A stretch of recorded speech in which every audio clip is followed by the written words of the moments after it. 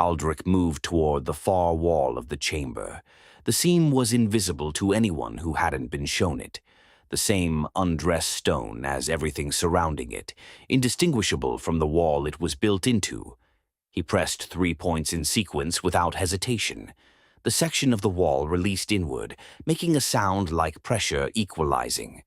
The opening was narrow, barely wide enough for a man's shoulders, cut straight into the rock. Beyond it was darkness and a smell that reached Edmund before the light did. Older than the chamber. Deeper. The cold of stone that had never seen the sun. The panels set into the ceiling of the passage had been dark for 1,000 years. They came on in sequence as Aldrich crossed the threshold, each one catching from the one before it, light chasing itself east into the dark, revealing the passage in sections, narrow, stone-walled, running east beneath the desert floor and disappearing into the distance. Edmund stood at the threshold for a moment. Then he stepped through. The passage sloped gently downward before leveling, then began its long eastward run beneath the estate, beneath the city above it, beneath 80 kilometers of desert, toward the volcano already pulling at his chest. 30 meters in, hovering above a magnetic rail embedded in the passage floor, was the transport. A single enclosed capsule built for two. It was low, dark, elongated, holding perfectly still above the rail. It had been sitting here since before the sleep. The composite surface was exactly as Edmund remembered it. It had no corrosion or settling. The engineering held. The hatch was set into the top. Aldrich found the release without looking for it, 2 points pressed in sequence, and the hatch opened upward with a short percussive release, pressure equalizing in both directions at once. He went down the ladder rungs and disappeared into the interior. Edmund followed. The rungs were cold and exactly spaced. He descended 4 steps and felt the hatch seal above him before he reached the bottom. A pressure change in his ears, the outside world closing off. The interior was close and dim, the ceiling 30 centimeters above his head when he sat. 2 seats facing forward, a single instrument panel running the width of the capsule, dark until Aldrich's hands moved across it and the screens came alive one by one. No windows. The only world available was what the console showed. The transport rose, a barely perceptible shift as the magnetic rail engaged, and moved east without sound. Edmund felt it only as a change in the quality of stillness, one kind of motionless becoming another. Aldrich was already working. From the console he pulled a handheld display, a flat rectangular screen, palm-sized, slotting into a recessed mount between their seats, and brought up the live feeds from Morrow's monitoring arrays, thermal satellites, electromagnetic readings, atmospheric pressure at the site. The strike rate at time of transmission was 11,000 per minute. The current rate was on the screen before Edmund had fully settled into his seat. 14,847 lightning strikes per minute and still climbing. Edmund looked at the number, said nothing. Aldrich's hands moved across the console. A transmission went out to all 6 factions simultaneously, short enough that Edmund almost missed it. Carrington authentication confirmed. Brothers en route to emergence site. Stand by for updated field intelligence. Maintain current positions. He transmitted without looking up from the console. The responses came back staggered. The House of Azazel first, immediate. A secondary notation from their senior chamber operator flagged urgent, asking for Carrington interpretation of the ritual silence. What did it mean that the flame found nothing? The House of Azazel had never encountered this and needed guidance. Aldrich read it. He didn't respond. The 7th seal responded next. Their celestial monitoring array had detected a secondary atmospheric anomaly developing 40 kilometers south of the primary site. Minor, possibly related, flagged for awareness. The calibrators confirmed position, clinical, brief, exactly what was expected. The covenant of the written word confirmed position. Their communication infrastructure was fully operational. Neural broadcast networks standing by. The bloodline of Cain confirmed. Cain himself was already positioned. The children of the cauldron's response arrived last. Edmund noticed the delay, not long enough to be a technical issue, long enough to mean a decision required prolonged deliberation before transmission. Their confirmation was standard. Attached was a secondary notation, time-stamped 158. It read, "After the initial transmission, the Cauldron's senior operators made the decision to perform the rite of the sovereign descent, a ritual of last resort, never before performed in the history of the Cauldron. The protocols for its execution have existed for centuries. The authorization to perform it has never been given until now. It produced results. The signal from the emergence site is fragmented but coherent.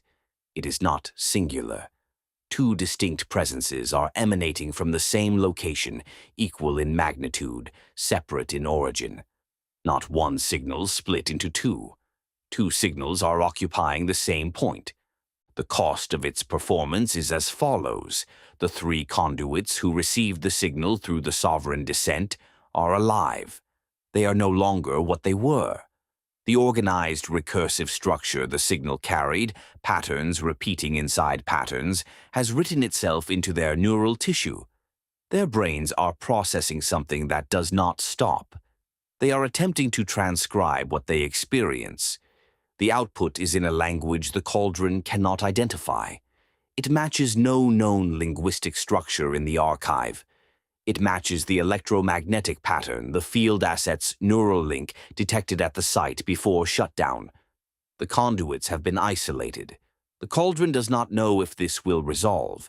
The Cauldron does not know what was written into them.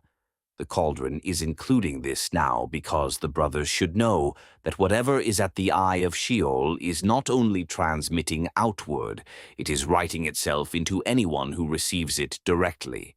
Edmund read it twice. Aldrich had moved on to the thermal feed. "You expected a different location," Edmund said. Aldrich didn't look up from the console. The strike rate climbed to 15,200. The transport moved east through the dark. Edmund watched the number climb. The sensation in his chest was stronger now than when they boarded. They rode in silence. The passage was absolute dark beyond the capsule. No reference points, no sense of speed except the accumulating kilometers on the console display. 20 kilometers, 40 kilometers, 60 kilometers. Above, desert floor and open sky. Behind, the estate, the archive, everything they built. Ahead, the storm raging above the Eye of Sheol.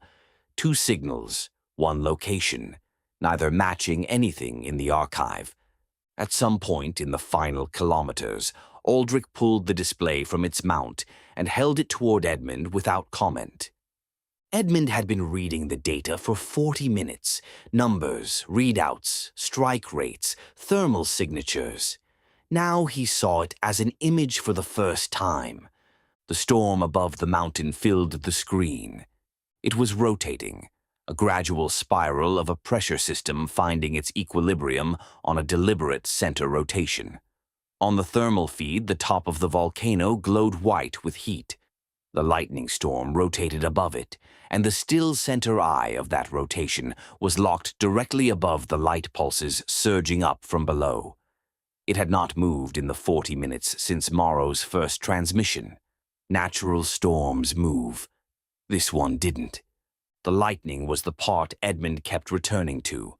The Morrow report said ascending, charge rising from the ground rather than descending from the sky, but the thermal feed showed a curious pattern the report hadn't captured. The strikes were not random.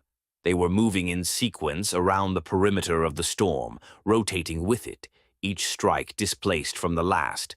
By an interval, Edmund's mind kept trying to calculate and kept arriving at the same number. He looked at it for a long moment.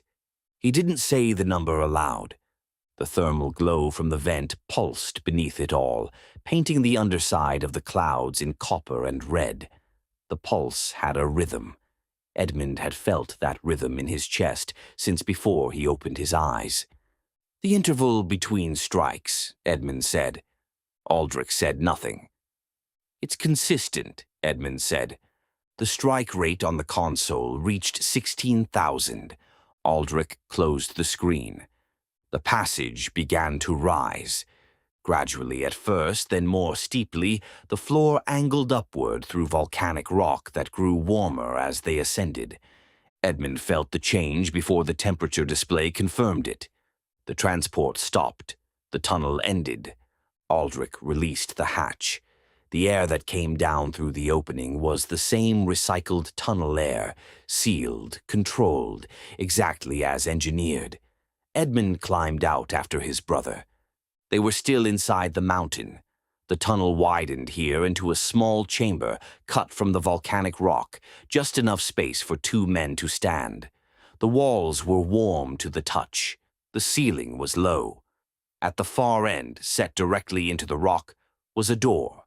Not the same engineered precision as the chamber wall or the transport hatch. It was older and heavier. Aldrich pressed the release sequence. Edmund heard the seals disengage one by one, 4 of them. The door swung inward. The air hit Edmund before anything else did. Sulfur first, dense enough to taste rather than smell. Then heat rising from the ground, from the rock itself, the mountain running warm from its own interior. And underneath both of those, something older, the kind of smell that had no category because nothing on the surface of the earth produces it. Edmund stood at the threshold. 1,000 years of what men had built behind him. Ahead, everything they hadn't. He stepped through. They were standing at the base of the mountain in open air for the first time since the descent. Pre-dawn dark. No city lights at this distance. The desert floor around them was flat and still.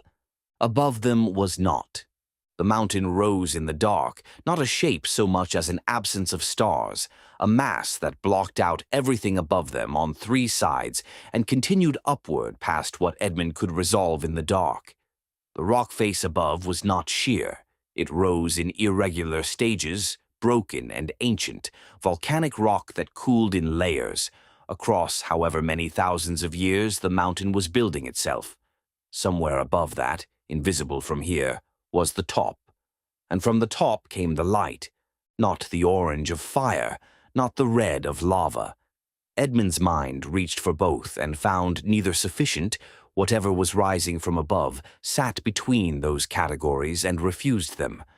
A light that painted the underside of the storm in copper and a deeper shade of red. A color that made the clouds look less like weather and more like a vast, deliberate ceiling. The storm wrapped the mountain completely.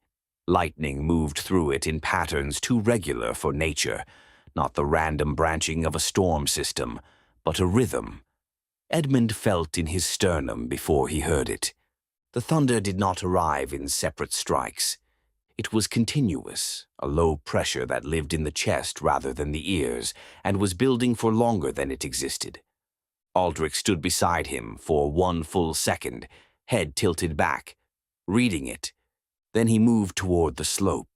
Edmund stayed where he was. The rock under his boots was uneven and porous, still holding the day's heat on its surface. Ash in the air, fine enough that he only knew it was there when he breathed. The light from above moved across the backs of his hands in slow pulses. The mountain breathing, or something above it was. Edmund could not locate the distinction. He was no longer tracking the sensation in his chest. Whatever lived inside the lightning above him had been producing it since before he opened his eyes. It was not pulling at him now. It was simply there, waiting. The storm pulsed once, a single surge of light through the clouds, brighter than the intervals before it. In the half-second of that light, Edmund saw, at the base of the rock face 3 meters to his left, a long crack in the volcanic stone he didn't notice, narrow, running vertically, with something growing in it. A plant, Small, pale, rooted in the crack of a mountain that should have been too hot and too hostile for anything to grow. It was there, and then the light was gone, and he could not find it in the dark. Edmund felt the pulse move through him at the same moment. He stood very still. Above them, the storm turned. Edmund stood where it found him and did not follow Aldrich immediately. The thing in his chest was still moving at the storm's rhythm. Present. Familiar. The same frequency he had carried into the sedation chamber and felt still waiting when he opened his eyes. Then he followed his brother up the slope toward whatever was waiting at the top.